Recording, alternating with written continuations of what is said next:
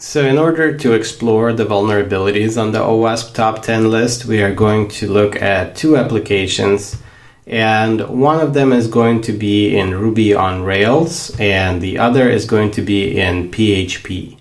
And first, let's talk about Ruby on Rails. It's an extremely popular web application framework.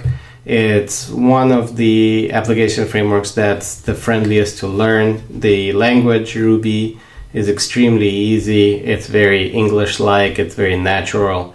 And it's optimized for developer happiness. And a lot of people that are listed here, Basecamp, GitHub, Shopify, Airbnb, and so on and so on. A lot of people use Rails. There's actually more than you would think.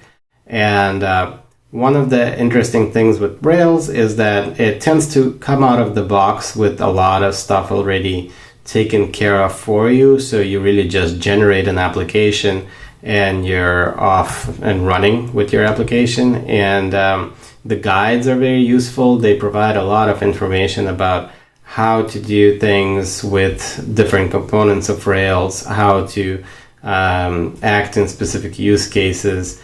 And there's also just documentation about the API, so you can look at specific methods. And there's also a lot of community support, so you can go onto sites like Stack Overflow or really just Google things about Rails and you're going to get a lot of support. But one interesting thing is that the Rails core team, they're actually very active in security. And that's because since it's such a popular framework, there's a lot of action around trying to break into Rails applications. And there have been actually some very interesting vulnerabilities over the years that have happened to Rails, the framework. And there's usually a response pretty quickly, and you see that there's a person who's dedicated for security. I think there's a rotation. There's a chat room. There's a bug bounty program, which is something that we've discussed before for different applications and organizations.